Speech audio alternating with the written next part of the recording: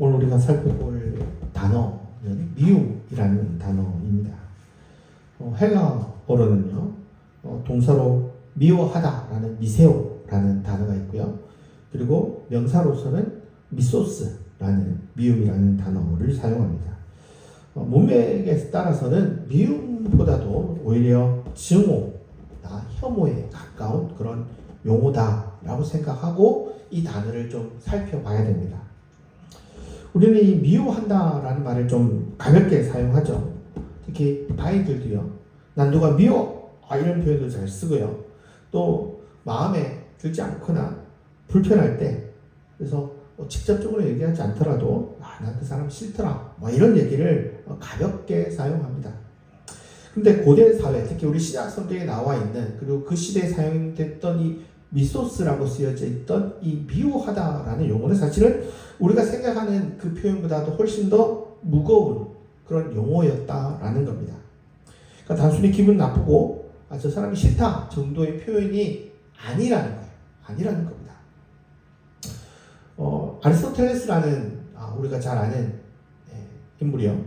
분노와 미움을 좀 구분해서 표현을 했습니다. 어떻게 얘기했냐면 분노는 이것이 기본적으로 나에게서 생겨나는 겁니다. 그러니까 나에게서 시작하는 겁니다. 그러니까 누군가 나를 무시하거나 상처를 받거나 부당하게 이렇게 나에게 됐을 때 내 속에서 화가 치밀어 오르는 거죠. 그래서 분노한 사람은 너도 내가 받은 만큼 그런 고통을 받기를 원해. 그래서 내가 받은 만큼 너도 대가를 치러야 돼. 이 정도가 분노라고 이야기를 하는 겁니다. 그러니까 아리스토텔레스가 이 분노를 이렇게 표현했고요. 그런데 미움이라고 생각하는, 우리가 생각할 때 미움은 분노보다 좀 약하다는 느낌을 갖고 있잖아요. 그렇죠? 근데 아리스토텔레스는 그렇게 얘기하지 않는 거예요. 이거는 증오에 가깝다는 거예요. 이 단어 자체가. 그러니까 증오하는 사람은 어때요? 여러분 단순히 그 사람이 벌을 받는 거 이거로 만족이 될까요? 안 될까요? 만족이 안 되는 거죠. 그러니까 아예 그 사람이 사라지기를 원하는 겁니다. 그래서 분노가 상대를 벌 주려고 하는, 내가 받은 만큼 너도 당해봐라 라는 거라면, 증오는 어떤 거냐면 그 상대방을 지우려고 하는 그런 여러 가지 행동까지 포함되는 그런 태도라는 겁니다. 그래서 이 말을 오늘 우리 시대로 표현하면 배제나 왕따나 낙인 찍기나 집단 괴롭힘, 그런 것으로 이게 표출되는 겁니다. 사실 이런 문제들도 우리 사회 문제로 굉장히 문제가 되고 있잖아요. 심지어 고등학교, 중학교 때 이러한 일을 하더라도 사회에 나가서 이러한 일을 했다. 그럼 어떻게 됩니까? 사회생활도 어려워지는 거예요. 특히 운동선수들, 그리고 연예인들, 저 사람이 학창 시절에 집단 괴롭힘을 했다. 이러면 사회생활도 어려워지는 거죠. 그러니까 이 밉다라는 거는 그냥 단순히 내 마음이 저 사람을 싫어한다라는 것보다 훨씬 더 큰 표현이라는 거예요. 우리가 알고 있는 표현보다. 그래서 실제 그 사람을 죽이지 않더라도 그 사람을 서서히 죽이는 거죠. 예를 들어서 너희들 쟤하고 얘기하지 마 라든지, 저 애는 우리 편 아니니까 가까이 하지 마. 그리고 어떤 경우는 어떻게 합니까? 없는 사람 취급을 하는 거죠. 이걸 뭐라고 했죠? 요즘? 이렇게 은근히 따돌리는 거예요. 한 사람을 그 사회에서 고립시켜서 생존하지 못하도록 하는 그러한 자세가 미움이라는 단어라는 거예요. 우리가 생각보다 이 단어가 훨씬 더 강한 단어라는 겁니다. 여러분 살면서 이런 걸 좀 보셨나요? 경험하셨습니까? 내가 그거를 직접 당하지 못했더라도 그런 것을 당했다라는 사람들은 많이 있죠. 많이 있습니다. 제가 최근에요, 어느 교수님을 좀 만났는데 그 교수님 그 얘기를 하더라고요. 신학대 교수가 그러더라고요. 신학 교수님들이. 여러분 신학대 교수라고 하면 여러분 최고의 지성인이고 목사님들의 선생님이잖아요. 그렇죠? 그런데 그 교수님들이 자기 진영, 자기 세력, 자기 권력의 카르텔을 지키기 위해서 한 교수님을, 그분이 굉장히 똑똑하고 유능하고 굉장히 진실된 분입니다. 근데 그분을 왕따시키더라고요. 매일 학생들한테 믿음으로 사는 것, 신앙으로 사는 게 이게 뭔지 가르치는 그 학자들이요, 그 학교 교수 전체가 최고의 총장 아니면 거기에 준하는 아주 급에 있는 그런 분이 야, 저분 왕따시키자라고 한 거예요. 그러니까 한 몇 달 동안 이 교수한테 아무도 말을 걸지도 않고 집단 괴롭힘을 했대요. 웃기죠? 여러분, 신학대 교수들이 그러더라고요. 여러분, 신학대 교수, 그 신학대가 그 정도면 일반 학교, 일반 직장, 일반 모임에서 이런 일이 과연 안 생길까요? 당연히 있는 거죠. 우리가 TV나 영화에서만 있는 것이 아니라 우리 주변에서 쉴 새 없이 벌어지는 일이더라는 겁니다. 군대도 있고요, 학교도 있고요, 심지어 교회도 있고요. 직장 뭐 말할 필요 없는 거죠. 우리가 지금 우리 사회에서 가장 사회적 문제가 되는 이러한 집단 따돌림이 벌어지는 그 중심에 뭐가 있냐? 이 미움, 이 미소스라는 단어가 있다는 거예요. 그래서 이 단어는 단순히 밉다라는 수준이 아니라 한 사람을 그 사회에서 짓밟고 짓누르고 제거하려고 하는 그런 악질적인 마음이 바로 미움이라는 단어라는 겁니다. 그래서 아리스토텔레스가 얘기하는 이 미움이라고 번역되는 미소스라는 단어는 단순히 밉다의 느낌이 아니라 증오나 혐오에 가까운 그런 표현이다라는 겁니다. 그럼 무서운 것은 이러한 것이 단순히 한 개인에게만 표출되는 것이 아니라 집단 전체로 쉽게 번지는 거죠. 사실 한 사람에게, 한 개인에게만 벌어져도 이 한 사람이 살아가기가 어때요? 쉽지 않아요. 여러분, 초등학생들이요, 이런 일이 벌어지면 어떻게 하는 줄 아세요? 초등학생들도 자살을 해요, 여러분. 그러더라고요. 근데 문제는 이것이 한 개인에게만 일어나도 이렇게 치명적인데 이 집단에게 표출될 때 인종이나 종교나 민족이나 성별이나 계층 간에 또 정치적 성향에 따라서 이게 표출되잖아요. 지금 이 코로나 이후로요, 이것이 굉장히 잘 보여주고 있는 사회적인 문제가 됐습니다. 그 전에 이 정도 아니었거든요. 이게 미소스, 우리가 오늘 배우는 미움이라는 단어의 무서움입니다. 한 개인을 넘어서 공동체, 집단 전체도 하등하게 낮춰 부르고 제거하려고 하는 그런 모습이 이 단어에 있다는 거예요. 그래서 이런 태도를 가진 사람은 이런 얘기를 합니다. 야, 저 사람들은 가까이 하면 안 돼. 야, 저 사람들은 우리 사회에 들어오게 해서는 안 돼. 굉장히 나쁜 사람이야. 이 사람들이 애초에 우리들 속에 올 수 없도록 막자, 제거하자, 이렇게 얘기합니다. 거기서 가장 무서운 건 뭐냐면 차갑게 돼도 차갑다고 생각 안 하는 거예요. 이게 굉장히 큰 문제입니다. 제가 너무 빨리 넘겨가지고. 한 사람을 모욕을 하면서도 그거를 그 집단 전체가 그 일을 불쌍하게 여기지 않는 거예요. 한 사람이 그 회사나 직장에서 고립되더라도 그거를 그냥 아무런 느낌 없이 보는 거예요. 그래도 된다고 생각하는 거예요. 그리고 그 사람이 그들이 있는 그 공동체에서 쫓겨나서 생존이 어렵더라도 그거를 전혀 불쌍히 여기지 않는 거예요. 왜?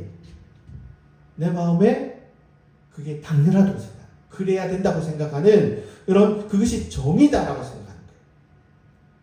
이 대표적인 일들이 우리 사회에 처음에 난민이 한번 많이 들어왔던 적이 있었죠. 그때 우리가 태도들이 있죠. 심지어 죽어가는 어린아이가 있어도요, 그거를 아무렇지도 않게 싸늘하게 쳐다봤던 눈빛이었어요. 그리고 그들이 고통을 당해도요, 거기에 대해서 전혀 감각적으로 느끼지 않습니다. 그거 어떻게 생각하냐? 그렇게 당해도 싸다는 거예요. 그들이 고통을 당하는 거 우리가 신경 쓸 필요가 없어라고 집단적인 합의가 이루어진 거예요. 그래서 쟤들은 죽어도 뭐 상관없어. 사람으로 보는 거예요? 사람으로 안 보는 거예요? 사람으로 안 보는 거예요. 이게 오늘 우리가 배우는 미움이라는, 미소스라는 단어입니다. 그래서 성경이요, 이 밉다라는 용어를 굉장히 강력하게 대응하고 있다는 걸 여러분 알고 계십니까? 이 미소스라는 단어를 굉장히 나쁜 행동이라고 생각하고 성경은 강력하게 대응합니다. 그것이 오늘 우리가 보고 있는 요한일서 표현입니다. 위하는 자마다 뭐라고요? 살인한다. 처음에 여러분 이 구절을 아무 생각 없이 그냥 간단히 넘어갈 수 있을지 모르겠습니다. 근데 이 단어의 느낌을 알면 이게 그렇게 틀린 얘기가 아닙니다. 우리는 그런 생각을 하죠. 미워하긴 했지만 실제로 주인도 아니잖아. 마음속으로 싫어하는 것까지 살인하는 거다 이렇게 얘기하는 거 예수님께서 산상수훈에 했었던 그런 표현처럼 우리가 간단하게 생각합니다. 근데 이 1세기에 이 미움이라는 단어가 갖고 있는 그 표현을 알고 있다면 요한의 말이 결코 약소한 작은 그런 표현이 아니다라는 걸 알 수 있습니다.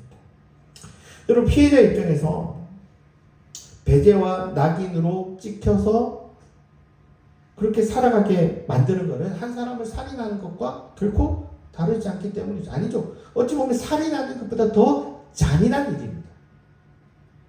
제가 늘 하는 얘기가 있죠. 하나님은 늘 피해자의 아버지의 모습으로 보고 있다는 거. 제가 늘 얘기하는 겁니다.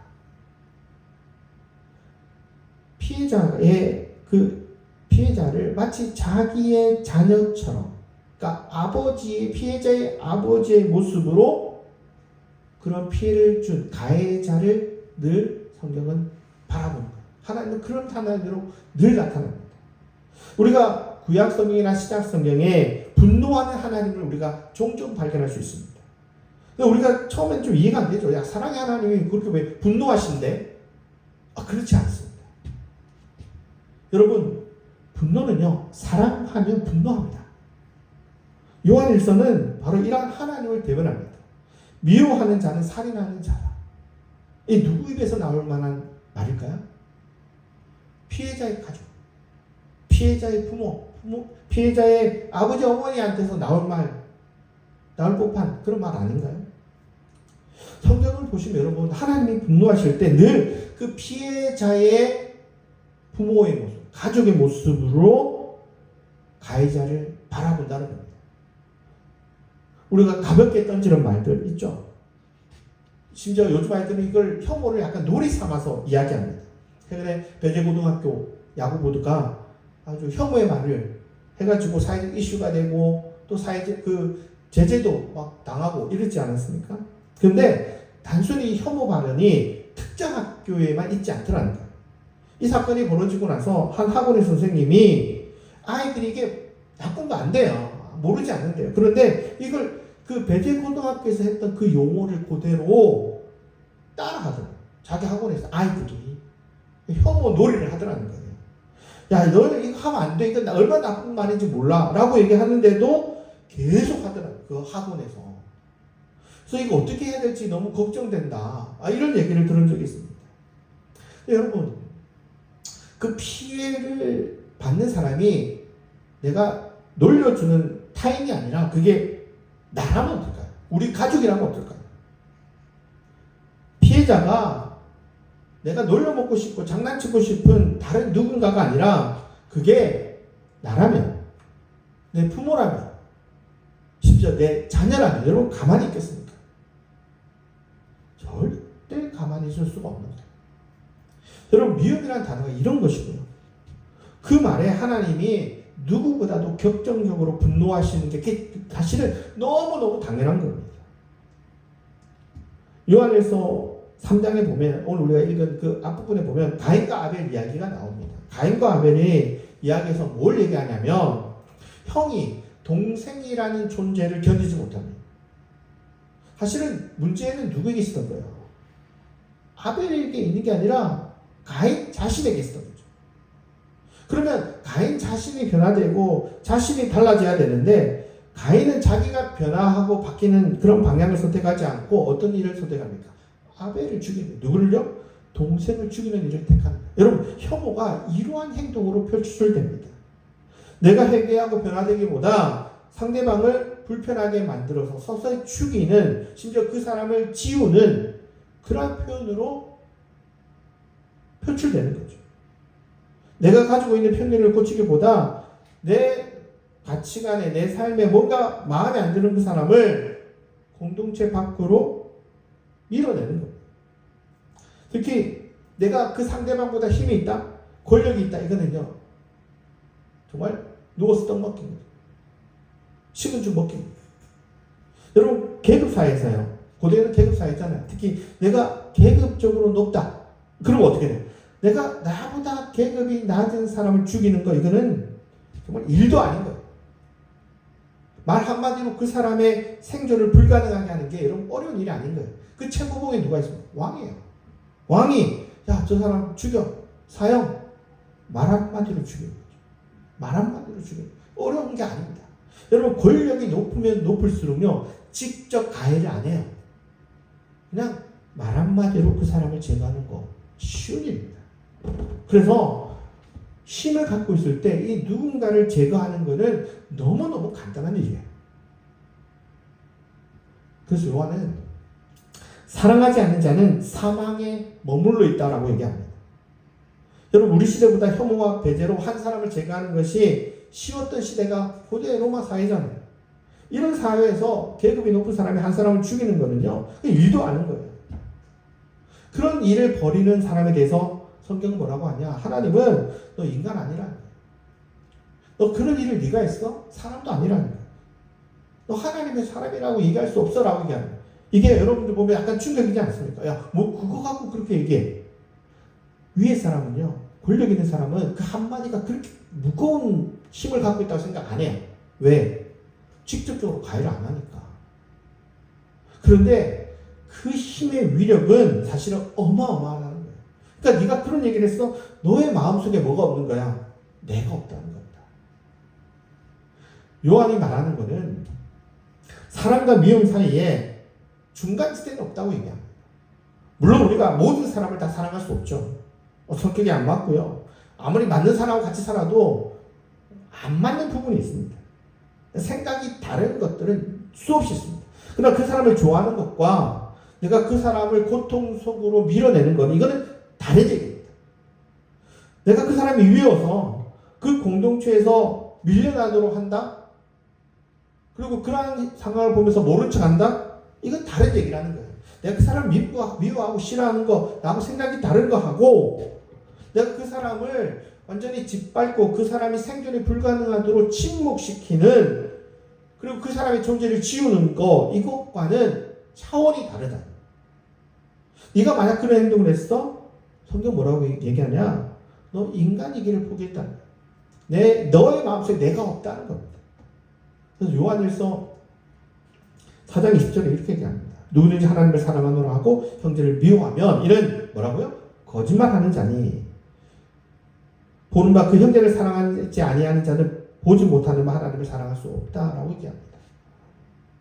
눈에 보이는 형제를 건너뛰고 눈에 안 보이는 하나님을 사랑한다. 그거는 그 거짓말이라는 거예요. 이 말은 얘기냐? 뭐냐? 너 그리스도인 아니라는 겁니다. 네가 겉으로 보이기는 그리스도인처럼 행동하고 예배를 잘 드리고 기도를 열심히 하고 어떤 종교적 행위를 통해서 네가 뭔가 신앙을 갖고 있는 사람처럼 얘기할지 모르겠지만 너희는 너희 안에 내가 없다는 거예요. 구원받은 사람으로서 그런 행동을 할 수 없다는 거예요. 그렇게 강력한 대응으로 이 미워하다라는 그 표현에 대해서 제재를 가하는 겁니다. 제가 늘 하는 얘기 중에 하나가 혐오의 말, 배제의 말은 뭐라고 합니까? 제가 절대 쓰면 안 된다고 얘기하죠. 여러분 하나님이 내 안에 있다. 예수 그리스도가 내 안에 있는데 한 사람을 서서히 죽인다, 배제한다, 제거한다, 혐오한다. 이거는요. 여러분 오히려 살인은 한순간의 충동이잖아요. 그죠? 그런데 이 배제나 이 미움은 어떤 겁니까? 지속적인 살인. 지속적인 살인. 이게 그 사람 속에서 계속 있다? 그 사람 안에 예수가 있는가? 의심해 볼 필요가 있지 않을까요? 여러분 내가 누군가를 끊임없이 미워하면 그 속에 하나님이 있다고 얘기할 수 있을까요? 성경은 네 속에 하나님이 없다라고 얘기하는 겁니다. 오늘 우리보다 혐오가 우리 사회도 문제지만 초기 그리스도인들의 사는 로마 사회는 우리가 생각했던 것보다 훨씬 더 혐오가 일상적인 사회였습니다. 로마인들은 로마인이 아닌 그 외국인들을 뭐라고 얘기합니까? 야만인이라고 얘기합니다. 야만인이라고 얘기합니다. 열등하다는 겁니다. 로마 사회는 자유인과 노예, 시민과 비시민 남자와 여자, 부자와 가난한 자, 물론 권력층과 비권력층 이렇게도 나눌 수 있지만 그들이 태어날 때부터 어떤 생각을 갖고 있냐? 나와 너는 가치가 다르다고 생각하는 거예요. 그래서 어떤 사람은 내가 평생 명령하고 아무렇게나 해도 되는 그런 존재로 행사해도 되고, 어떤 사람은 평생 명령을 듣고 순종하는 존재로 태어나는 거야 라고 생각을 하는 거예요. 그러니까 당연히 자연스럽게 뭐가 일어납니까? 혐오가 자연스러워요. 우리도 보면 조선시대 때 양반이요, 노비를 어떻게 대합니까? 함부로 얘기하잖아요. 이름도 뭐라고 짓습니까? 마당새라고 지어요. 무슨 똥 이름을 개똥이 뭐 이런 식으로 짓습니다. 그게 자연스러운 거예요. 왜? 그렇게 생각하기 때문에 그것이 혐오라고 생각하지 않습니다. 그러니까 로마 사회도 마찬가지입니다. 이 혐오를 너무 자연스럽게 생각하기 때문에 그렇게 대하는 사람이다. 심지어 받는 사람도 심지어 그걸 자연스럽게 받아들이는 경향이 많습니다. 근데 문제는 그거를 뛰어넘을 때죠. 정치적으로 이 혐오는 아주 유용하게 사용됩니다. 권력을 가진 사람들에게 누군가 반대한다? 그 사람들을 제거하는 것을 너무 당연하게 생각하고 그때 이 혐오가 뭔지를 느끼는 거죠. 그런 사람들은 아주 잘못된 그런 세력이다라고 생각해서 그들을 없애는 것을 너무 자연스럽게 생각합니다. 그럼 그전에는 그런 세력이 없던 사람들은 당연히 죽음의 위협에 노출되는 거죠. 1세기 그리스도인들이 바로 이 혐오에 노출되더란 겁니다. 1세기 내내 그리스도인들은 이런 혐오에 늘 노출되었습니다. 물론 제가 늘 얘기하는 거지만 로마 1세기, 2세기까지 거의 로마 전체가 그리스도인들을 뭐 조직적으로 박해한 건 그렇게 많지 않습니다. 그러니까 아주 그 특정 지역에 한해서 아니면 아주 단기간에, 아주 짧은 기간에 박해가 있었지, 그냥 아주 군대가 나가서 뭐 사람을 죽이고 이런 일은 경우 생각보다 없습니다. 문제는 뭐냐? 지속적인 의심과 적대감과 혐오가 계속해서 가해지더라. 그게 1세기 그리스도인들이 살아가기가 매우 힘든 겁니다. 심지어 가족들한테, 내가 이전에 친하게 지냈던 이웃들한테, 그리고 나하고 좀 어떤 사회적인 관계를 갖고 있던 그러한 집단으로부터 배척되고 고립되더라. 그게 초기 교회가 겪었던 고통이었습니다. 늘 배제와 혐오 속에서 위협받는 그 두려움 속에서 살아갔던 그룹이 바로 초기 교회였습니다. 그래 여러분, 이 초기 교회가 왜 놀랍냐? 왜 이들이 특별하냐? 왜 교회가 그 시대에 왜 그렇게 매력이 있어요? 여러분, 초기 교회의 성장이요, 성장할 수 있는 최대치를 다 도달합니다. 그러니까 이 공동체가 이만큼 성장이 어렵죠. 예를 들어서 10명 모이는데 하루에 1만 명 모이기 어렵잖아요. 그렇죠? 한 세기에 최대치의 그 성장률을 계속 깨는 게 기독교였어요. 왜 그럴까요? 교회가요, 그렇게 미움을 받고 배제를 받는데 그들이 받은 대로 대응하지 않더라. 바울이 로마 그리스도인들에게 하는 얘기가 뭐냐면, 너희를 박해한 자를 어떻게 해요? 축복해라. 축복하고 저주하지 말라는 거예요. 여러분, 이게 그냥 간단한 표현이 아닙니다. 이게 너무 어려운 일이죠. 악을 악으로 갚지 마라. 원수가 줄이고 먹이거든, 목마르거든, 어떻게 해요? 마시게 해라. 악에게 지지 말고 손으로 뭘 해요? 악을 이겨라. 여러분, 이러한 것들이 오늘 우리 사회의 아주 편안한 상황에서 주어지는 어떤 감상적인 그런 교훈이 아닙니다. 일상 속에서 늘 위협을 받고 모독을 당하고 사회에서 밀려나서 왕따 당하든 집단 따돌림을 당하든 그들에게 주어진 명령이었습니다. 초대교회가 세상과 너무나도 달랐던 놀라운 점은 세상이 적이라고 부르는 사람들을 향해서, 그러니까 그들이 볼 때 적으로 여겨지는 그 사람들에게 정말 특별한 방식, 정말 신기로운 방식, 정말 기적적인 방식으로 대처했기 때문에, 대응했기 때문입니다. 자기들을 위태하고 위험 속에서 몰아냈던 사람들에게 이 초기 교회가 아주 특별하게 행동을 했습니다. 어제까지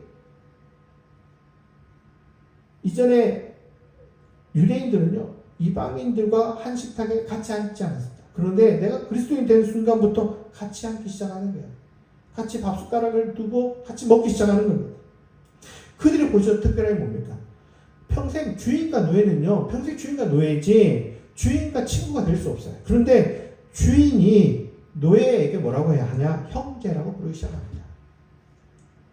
바울은 빌레몬에게 중요했던 원시물을 사랑하는 형제라고 이제 받아들여라 라고 얘기를 합니다. 박해하는 사람을 축복하라고 하고 원수가 배고프면 먹이라고 얘기합니다. 특별한 거죠. 기적적입니다. 평생 볼 수 없었던 일들이 이 공동체에서는 벌어지고 있더라는 거예요. 세상이 생각하지도 못하는 방식을 이 공동체는 그 혐오와 배제로 그렇게 위축되던 그들이 그러한 식으로 특별하게 행동하더라는 거예요. 물론 여러분 초대교회가 다 그렇게 산 거 아닙니다. 고린도 교회에서 보면요, 부자들이 먼저 와가지고 배불리 먹고 가난한 자들은 늦게 와서 먹을 게 없습니다. 차별했습니다. 안디옥 교회 같은 경우는 유대인과 이방인들이 식탁 교제가 있다가 예루살렘 교회에서 누가 온다고 하니까 그거 그냥 그만뒀습니다. 야고보서에 보면요, 교회에 좋은 옷을 입은 부자는 항상 좋은 자리 앞자리에 앉고요, 가난한 사람들을 없이 여겼습니다. 여러분 초대교회가 완벽하지 않았습니다. 여전히 그들이 살아왔던 생활 방식이 교회 안에 머물러 있었습니다. 여전히 그들이 살아왔던 그 배제와 혐오와 차별이 자연스러운 거예요.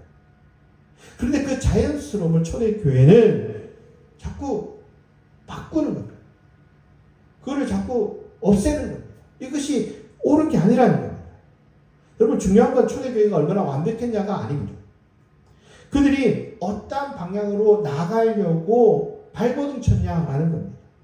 복음은 사람을 밀어내는 그런 세상 속에서 형제를 보자는 겁니다. 자매를 보자는 겁니다.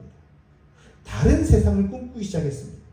주인과 노예가 한 번도 사람으로 대접 안 했을 그러한 사람들이 손잡는 경험을 합니다.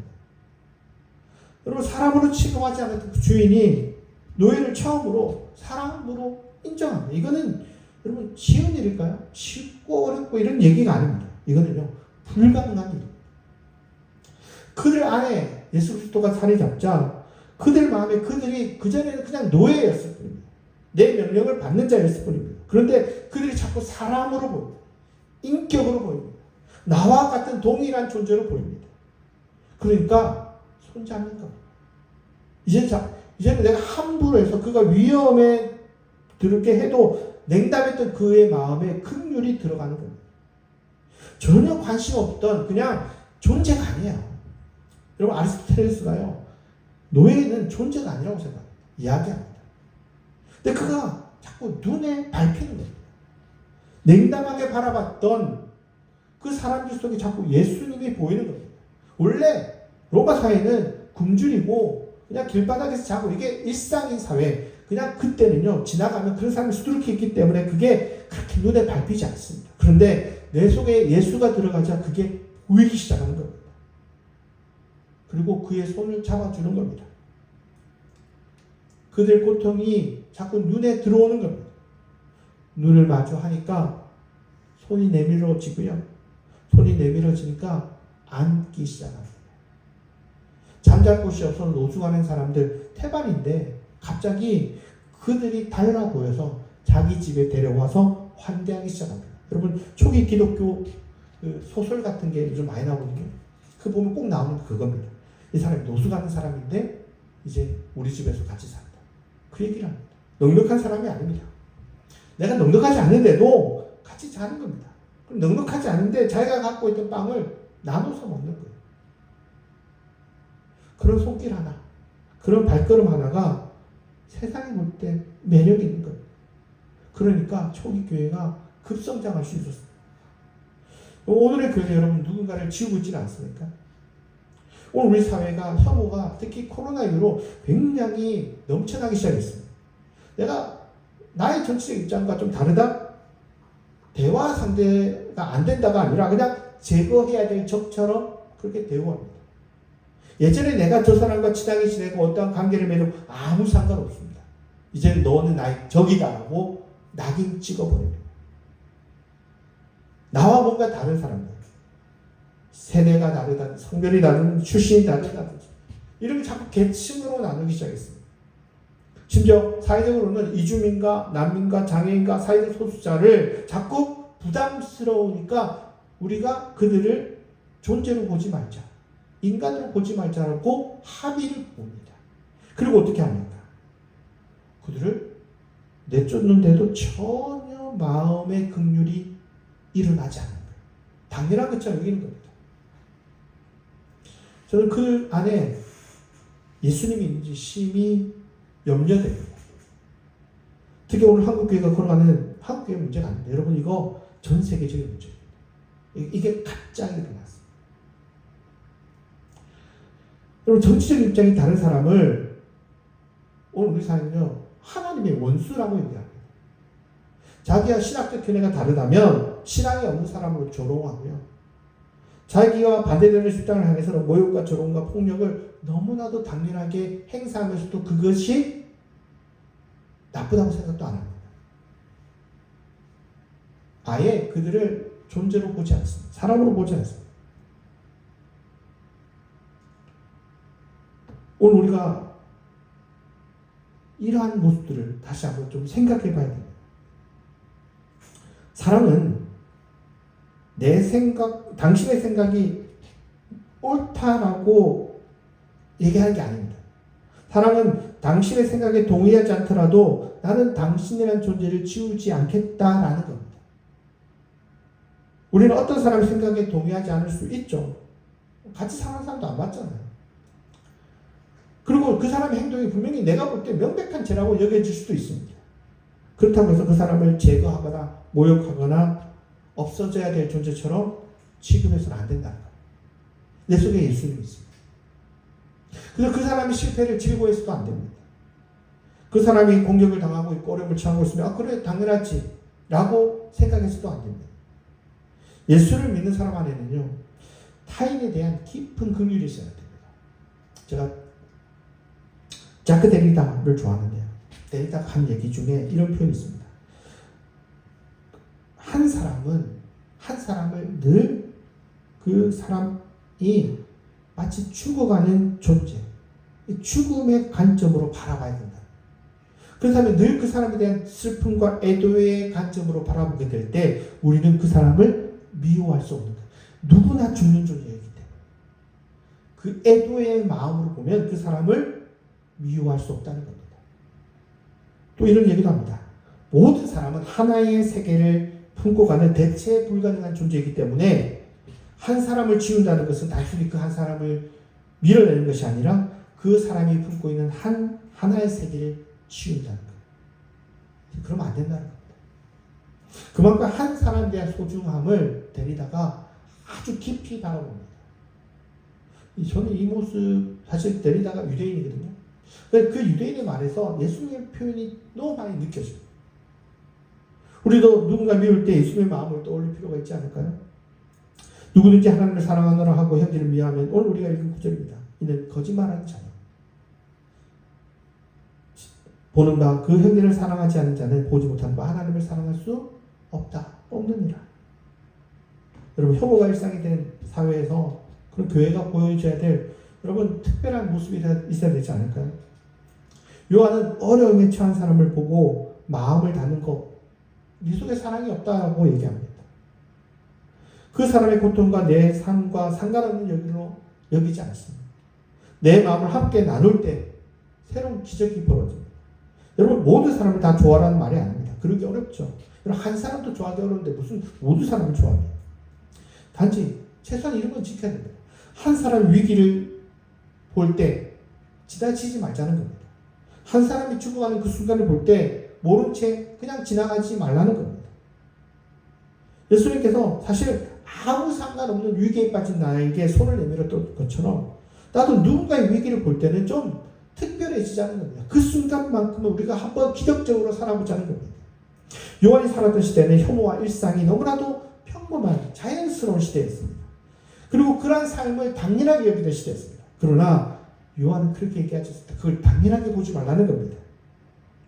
예수님이 그렇게 살지 않았는데 너희들이 그렇게 사는 것은 그 말이 안 된다는 겁니다. 예수를 믿는 우리는 그 시대를 따라 살지 않고 거부하고 예수님이 가셨던 그 특별한 길을 우리도 따라 걸어야 되지 않을까요? 여러분, 아파하는 사람에게, 우는 사람에게 눈을 마주하고 손을 내미는 예수님의 또 다른 파트너가 되어야 되지 않을까 싶습니다. 이것이 1세기 교인들이 보였던 모습이었고 또 오늘 우리가 보여야 될 모습이 아닐까 생각합니다. 그리고 교회는 사람을 지우는 공동체가 아니라 사람을 살리는 기적의 공동체입니다. 기도하시겠습니다.